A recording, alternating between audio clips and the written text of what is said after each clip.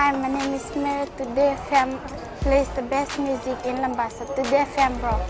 My name is Thomas. I'm here in Nakasi and I like to listen to Today FM because it rocks. My name is Milenia. Today FM rocks here in Singatoka. My name is Alfriki and Today FM rocks here in Tabwa. My name is Mary Jane. I love listening to Today FM here in Ba. Today FM rocks. My name is Ilay Tiambal and I love listening to Today FM. Today FM rocks. In the news tonight, typhoid outbreak in Naita Siri. President warns of future legal challenges. And self-security first, says police. From the studios of FBC Suva, Jackie Smith. The Health Ministry has confirmed an outbreak of typhoid cases in the Naita Siri subdivision. Health Minister Dr. Ifiremi Wangai-Nambete told FBC News there are now 31 confirmed cases and 14 suspected cases. Kelly Vadala reports. Fijians are advised to take precautionary measures as there's a typhoid outbreak. I've been told there's a few villages. I'm still waiting to be briefed, in particular the villages in which this outbreak has happened. I can assure us that obviously the public health team have been working daily in these villages, and I hope to have more information hopefully if not this evening, by tomorrow morning. The Health Ministry is calling on the public to postpone non-essential travel to the suspected areas. It is important that we curtail this. We don't want that to spread. We also don't want it to spread to the neighboring villages. We also want to be sure that it doesn't spread into the towns and the cities, especially during this festive season. Dr. Wangai-Nambete says medical teams from Naita Siri are making daily visits, implementing public health awareness and interventions in affected villages. So one of the public health strategies is actually identifying the water source that may be the cause, and also ensuring that the public in these areas have safe and clean water that they are utilizing. Families have been trained on safe food preparation, food handling and proper hygiene practices. Kelly Badala, FBC News.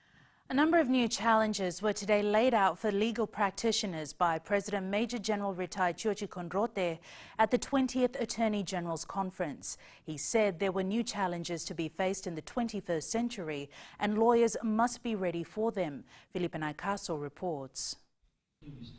The conference aims to prepare these legal practitioners from emerging threats, evolving technologies, and increasingly global legal framework. Our stability is under siege by modern obstacles that transcend national borders like climate change and cybercrime.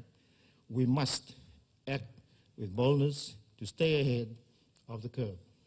The President also reminded these practitioners how social media is becoming very influential.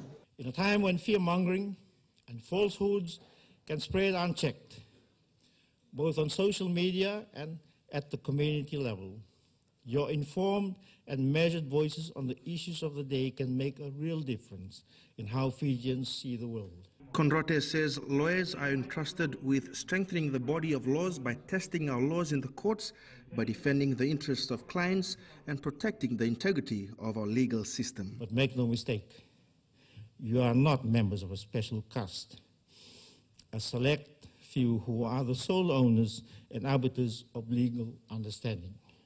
The law is for all Fijians.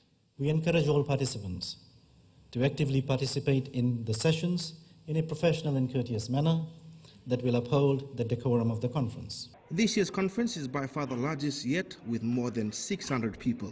Felipe Naikaso, FBC News.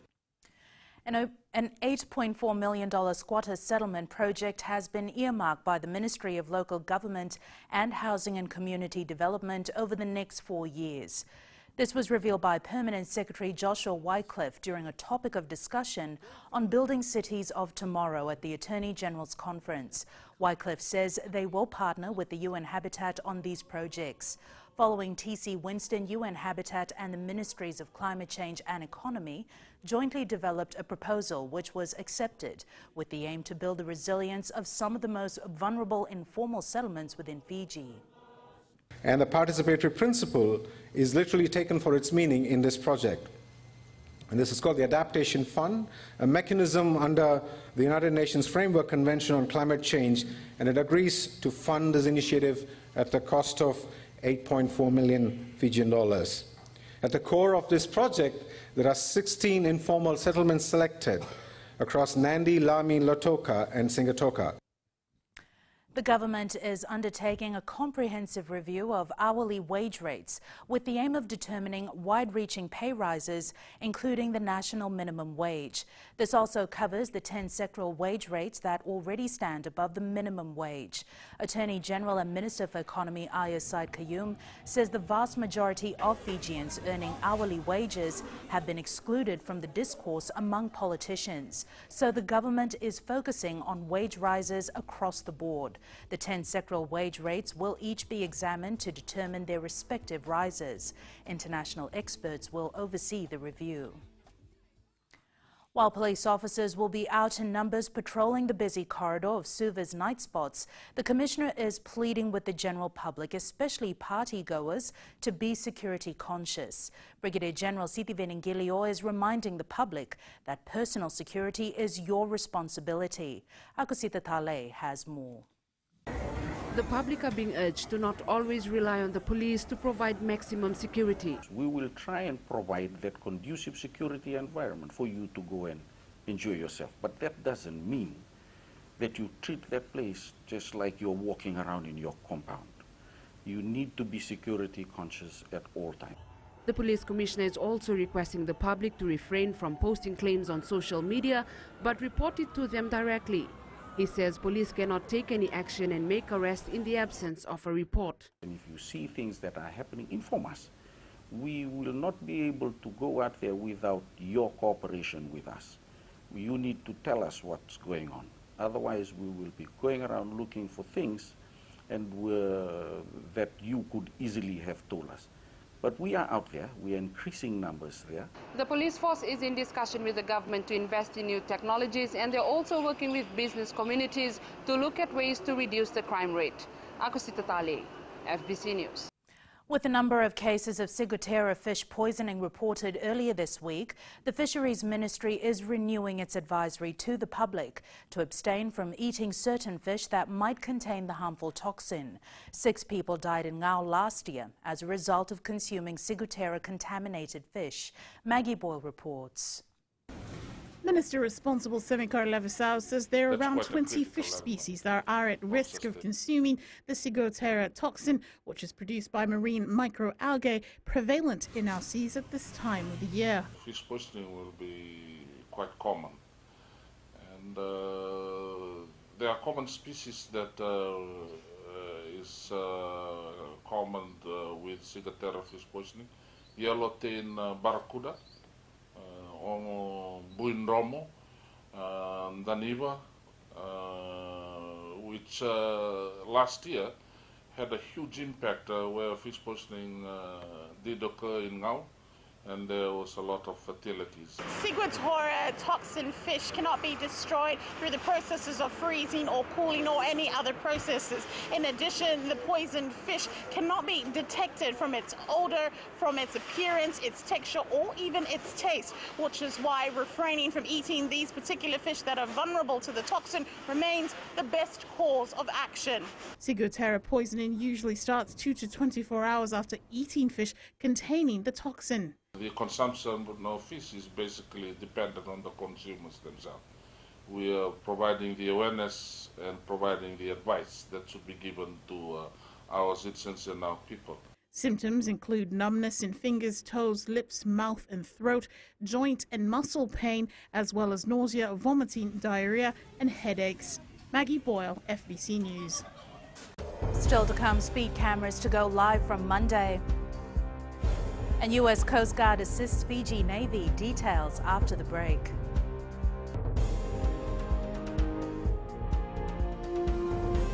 Bula, nevang go malakay leloma, ngongai nakas ondo magrong ng Bula FM, nambang dua na sere. Hoya ubasit sai sa Lambasa, ya ondo talita na warong ng Bula FM, nambang dua na sere. Guya do tumeli ako na tao no hingatoka, talita kina na warong ng Bula FM, nambang dua na sere.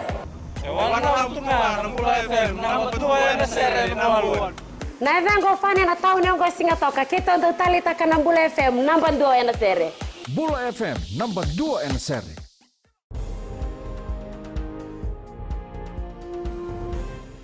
All speed and red light cameras on our roads will be going live by Monday. Land Transport Authority Board Chair Vijay Maharaj says cameras were switched off for the last 9 months due to some changes. Sainiani Boiler reports. The 10-speed and red light cameras will be live from Monday, and the LTA is looking at installing more cameras to ensure drivers abide by the law this festive season. We're going to put 7 more cameras, mostly in the Western Division, because we found that that is where most of the fatalities are, and mostly in the hotspot areas. In addition to those cameras, we also have portable cameras that will move around so that we can use them in the hotspot. Police Chief of Operations ACP Maritino Ngiolewu says they have recorded 40 road fatalities in the West, and that area is under their radar. Because we'll be more on our highways, especially in the Western Division, and also on our hotspots. When I say hotspots, the places where these fatalities often occurred, and also where the people or motorists committed traffic infringements. So these are the areas that we are focusing on. Speed and red light cameras are used to identify vehicles and drivers to be ticketed for infringements. Sainiani Mboila, FBC News. 18-year-old Osir Lawindor, who allegedly attacked a group of Fiji First volunteers last month, has been further remanded in custody by the Suva High Court. Lawindor is charged with 1 count of aggravated robbery. It is alleged that during the early hours of November 16th, 7 youths were walking along Victoria Parade in Suva when they were attacked by Lawindor and others. Lawindor, in the company of others, also allegedly stole a mobile phone worth $500. The state asked for 21 days to file information and disclosures. The matter is adjourned to January 30th for plea. The Real Estate Agents Act will be reviewed to improve efficiency. Real Estate Board Chief Executive Virisila Tuimanu says the industry stakeholders will be informed about the changes in due course. Savaratambo reports. The 10-year-old Real Estate Agents Act will be reviewed to meet the current demands. We have done all our groundwork. We are trying to locate consultants. Last year, the industry was being consulted over a number of things. One of it is the Code of Ethics. They were thoroughly consulted on, and that particular piece of regulations is still with the Ministry of Trade. Real Estate Association President Anand Gander says the act will bring about uniformity in the sector. There will be so many rules in there for us to follow, which will make this industry vibrant. The consumers will be happier, and there will be more affordability. Because right now, if you look at the price of a property, especially in Suva, more than 80 agents are registered with the Real Estate Board. Savera Tambua, FBC News. The United States Coast Guard has come on board to assist the Fijian Navy in providing more surveillance in Fiji waters. With reports of ongoing illegal activities through our seas, the U.S. Coast Guard will ensure that the prosperity of our oceans are maintained. Ali Kimbia with the story. Berthed at the Suva Wharf this morning, the U.S. Coast Guard vessel is on a mission to help local authorities protect our ocean. As you know or may not know, Pacific Ocean's home to many of the widest population of fisheries, and if gone unregulated, it can be people with ill intent can take advantage of that. Captain Jim Estramonte says this is an important mission as a lot of people depend on the ocean for their livelihood. For the Fijian Navy, the presence of the Coast Guards will be a great learning experience for them. So with this partnership agreement that Fiji has with the United States, it's going to give another tool for the Fiji Navy in terms of protecting its waters and the sovereignty that we have. Fiji currently has around 1.3 million square kilometers of ocean, and the U.S. Coast Guard is of great help as Fiji does not have the capability to protect all our oceans. Ali Kimbia, FBC News. Weight restriction on the Tamavoy Bridge will be lifted from tomorrow. Fiji Roads Authority Chief Executive Jonathan Moore says work on strengthening the bridge finished last month. Moore says now that the independent engineering assessment is complete, they can remove the prior restrictions. The weight restrictions will return to the former levels for all vehicle categories. Now the strengthening work's carried out, we can look to changing the loading criteria again to be a little bit more flexible and a bit more generous. Coming up in sports later with Jamie, Fiji football captain Roy Krishna granted New Zealand citizenship, but Rachel joins you now with business. Thank you, Jackie. Good evening, and coming up after the break. BB Holdings declares second interim dividend. And in growing Fiji, more developments planned for FNU. Stay with us.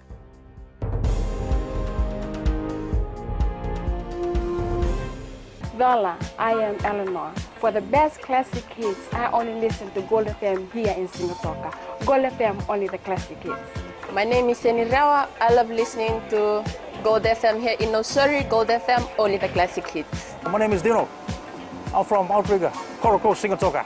I love listening to Gold FM, only the classic hits. My name is Salote. I love listening to Gold FM here in Nosuri. Gold FM, only the classic hits. Bula, my name is Mariva. Gold FM plays the best classics here in Outrigger, Singapore. Gold FM, only the classic.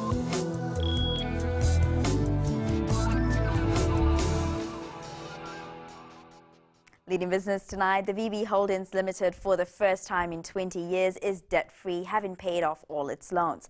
This follows a declaration of a second interim dividend for the period ending October 2018.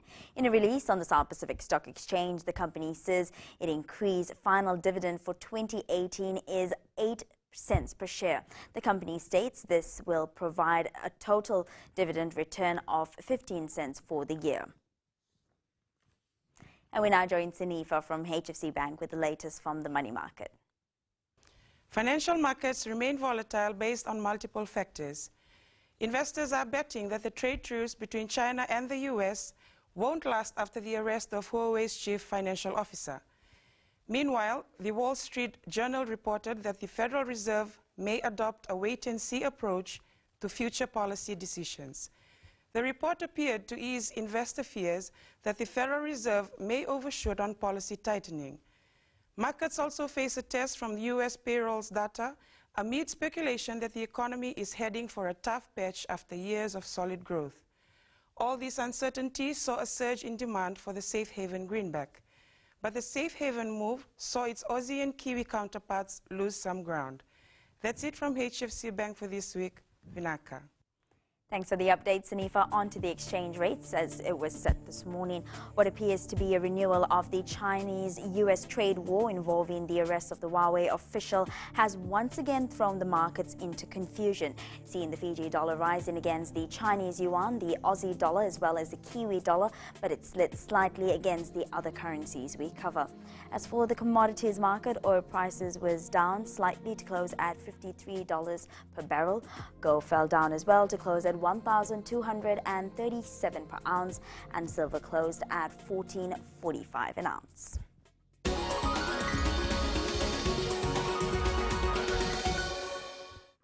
And in Green Fiji tonight, the Fiji National University will undertake a number of development projects across its campuses next year. A 10-year master development plan for each of its major campuses in Suva, Nandi, Lautoka, Ba and Lambasa has been established. Next year, the university will begin work on a new creative arts centre to replace the Rewai campus damaged in TC Winston. There are plans for an administration building and a hospitality hub with kitchens and a restaurant.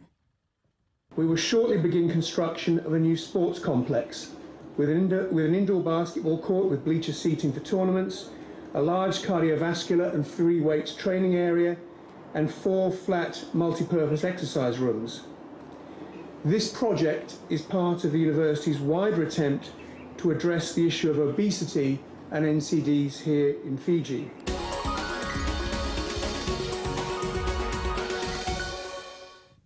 And that's a wrap from the business desk for this week. Jamie joins you now with sports. Thank you, Rachel, and good evening in sports tonight.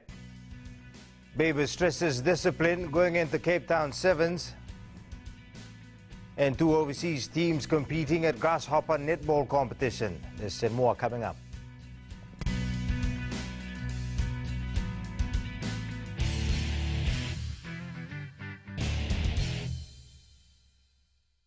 Hi, I'm Jyotishma. I'm from Singatoka. I love listening to Mirchi FM. Mirchi FM is hot. Mirchi FM is #1. I'm Charlene Robert. Mirchi FM rocks in Lambasa. I'm Soname Nasori Jackson. Mirchi FM is hot. My name is REMANDED. I'm in Baba Singh Alliance. Mirchi FM is hot in Lambasa. I'm Kritika from Jax Nasori. I love listening to Mirchi FM here in Nasori. Mirchi FM is hot. Mirchi FM, it's hot.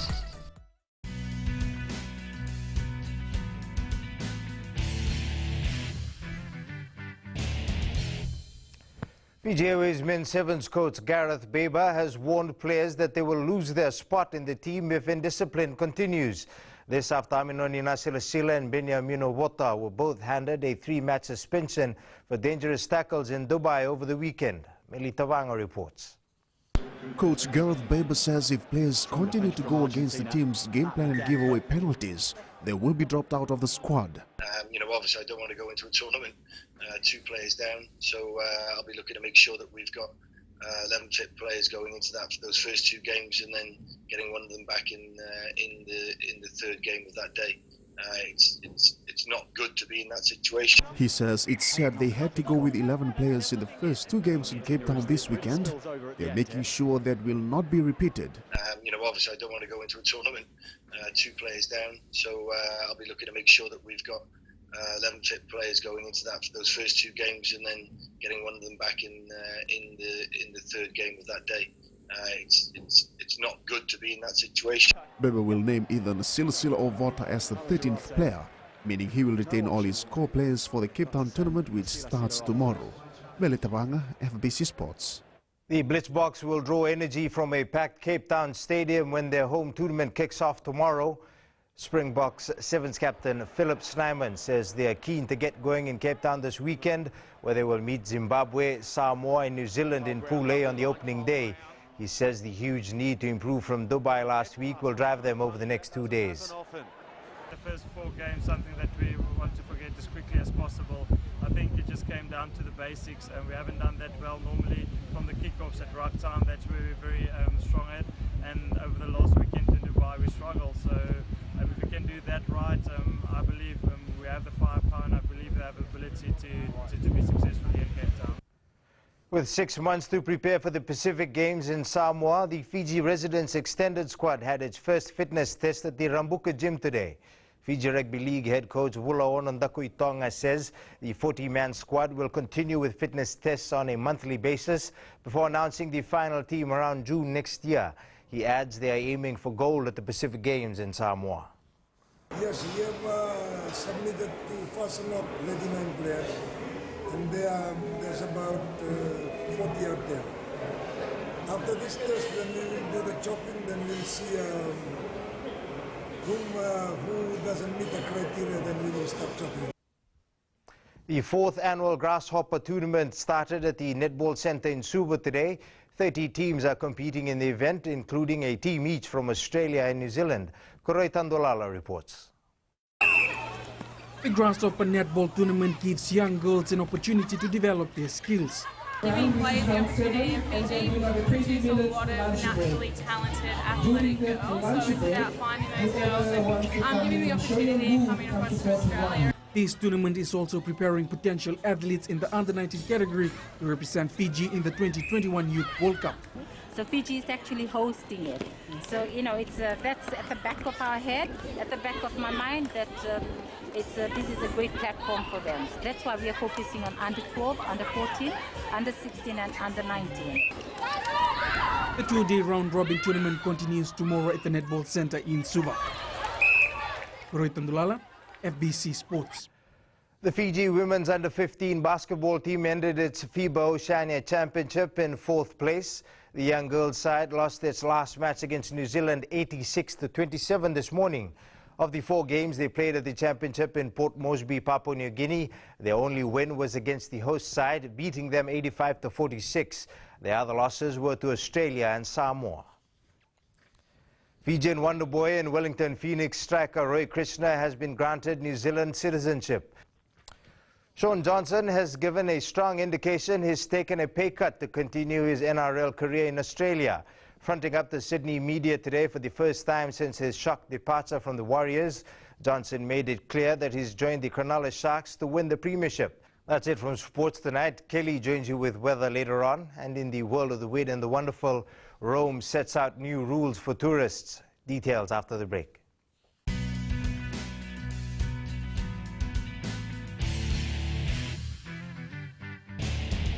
Narang golesenya, Obama kita nakas, dorong-rong bina kape, on radio Fijuan, nandomi.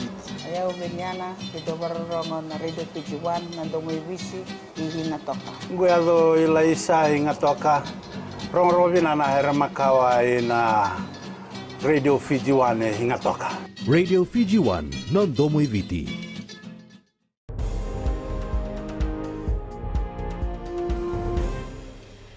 In new media, we take a look at why people are not buying new iPhones. It's weather time now with Kelly.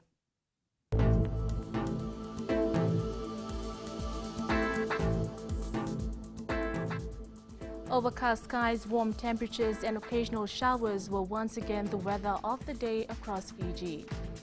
In the west, there was a fairly clear morning with scattered cloud that increased during the day and could bring a late thunderstorm. Eastwards from Peck Harbour to Suva, it was a generally overcast day with occasional light showers. And up north, pretty much the same as everywhere else, if perhaps a little warmer. At sea, easterly winds 15 to 20 knots, moderate to rough seas. The next low tide is at 2:04 a.m., followed by high tide at 8:16 a.m. Sunrise is at 6:22. And the outlook for tomorrow, stormy. Expect warm, cloudy weather with showers and a chance of thunderstorms in most places. Looking ahead to Sunday, the stormy conditions with scattered showers and thunderstorms will continue. And that's it from the Weather World. Thanks so much for that, Kelly. In Fiji on Pulse tonight, we asked, can Fiji bounce back this weekend after the disastrous outing last weekend?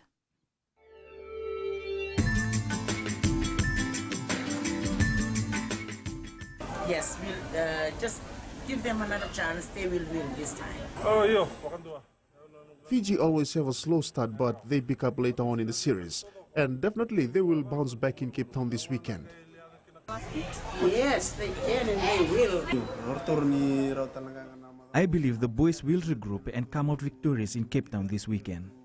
Yeah, I think they might be learned from the lesson before. Yeah, they got an experienced player over there. Yeah.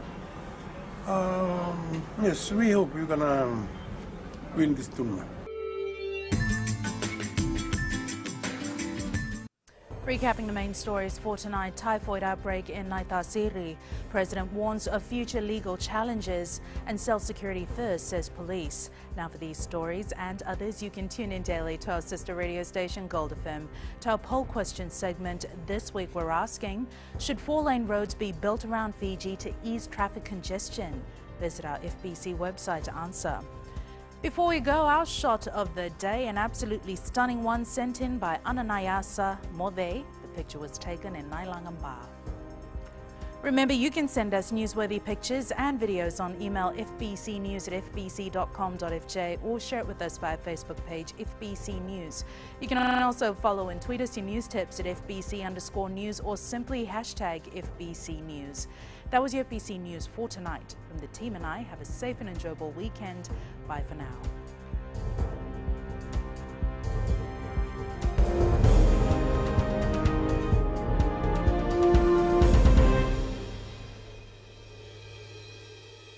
मैं नवनीत नंद नंबुआ से जैसे प्रेनी note मशहूर है वैसे radio Fiji 2 भी सभी जगह मशहूर है। रेडियो फीजी 2 देश की धड़कन। सीमा नकाशी से मैं रेडियो फीजी 2 पसंद करती हूँ सुनने के लिए।